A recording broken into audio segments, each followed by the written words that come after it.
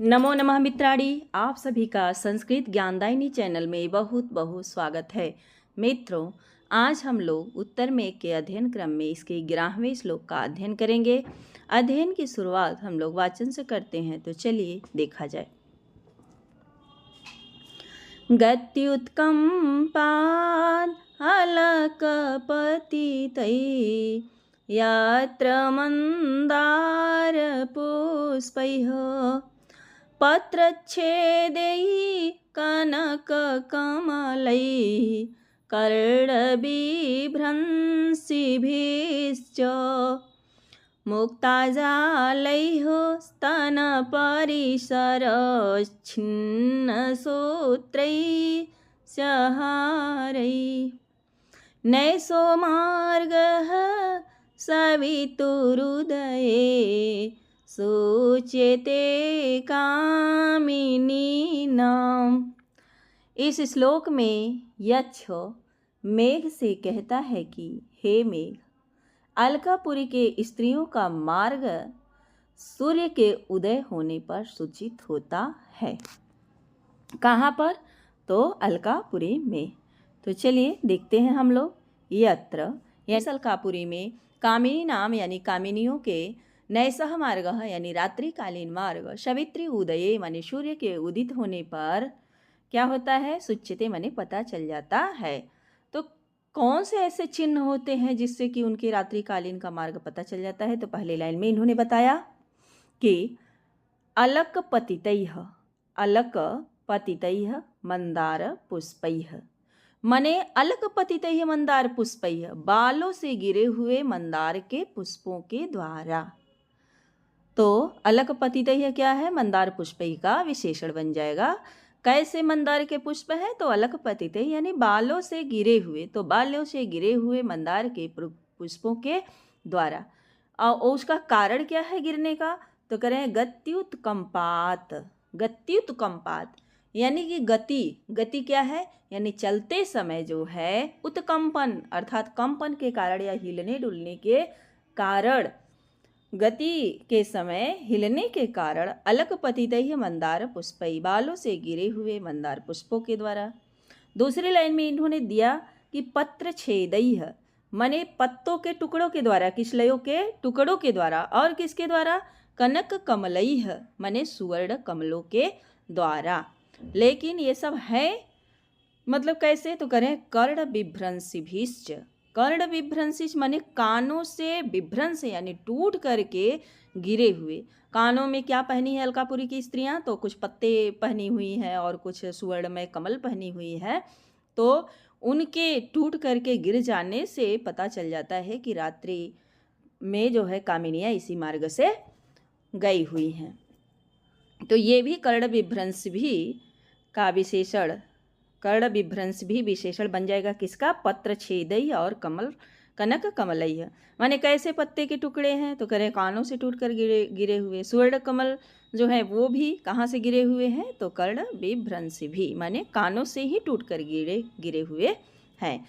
तो कानों से टूटकर गिरे हुए पत्र छेदई माने पत्तों के टुकड़ों से, और कनक कमलई माने सुवर्णमय कमलों से अलकापुरी के कामिनियों का रात्रि कालीन मार्ग सूर्य के उदित होने पर पता चलता है। तीसरी लाइन में इन्होंने दे रखा है कि मुक्ताजालैः।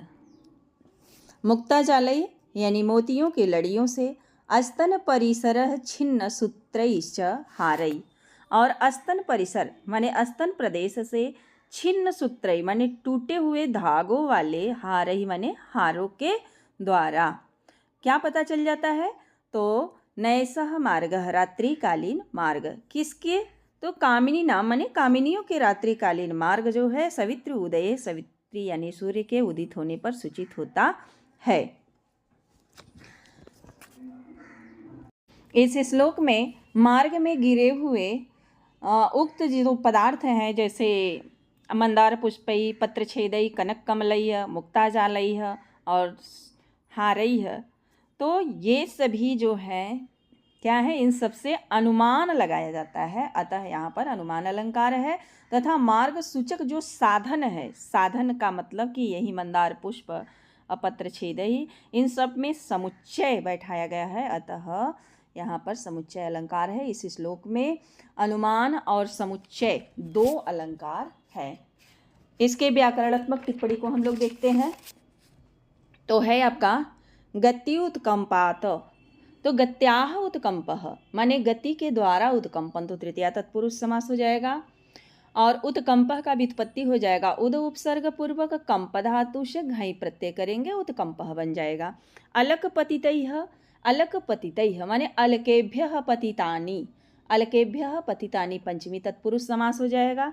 और यह क्या है, मंदार पुष्पै का विशेषण है, अलक पतितैः। मंदार पुष्पै में समास पूछेगा तो बन जाएगा हमारा मंदाराणाम पुष्पैः, किसका पुष्प, तो मंदार का पुष्प। षष्ठी तत्पुरुष समास पत्रछेदैः, पत्रछेदैः पत्राणाम छेदाः, पत्राणाम छेदाः पत्रछेदैः, तो हो जाएगा आपका षष्ठी तत्पुरुष समास। छेद की व्युत्पत्ति हो जाएगी छिद धातु से घई प्रत्यय लगा करके छेद बन जाएगा।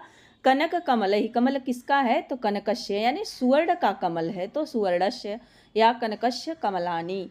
1-2 कमल तो है नहीं, सब बहुवचनांत है, अतः क्या हो जाएगा, कनकस्य कमलानी, षष्ठी तत्पुरुष समास हो जाएगा।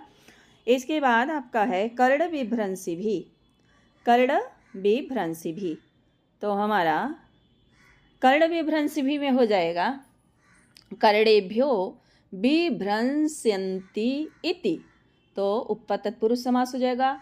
और इसकी व्युत्पत्ति क्या होगी कर्ण विभ्रंशी का, तो हो जाएगा कर्ण से बी उपसर्ग भ्रंश धातु ऋणी प्रत्यय बन जाएगा हमारा कर्ण विभ्रंशिन, और ऋणी प्रत्यय होने के नाते इसमें हमारा हो जाएगा उपपद तत्पुरुष समास।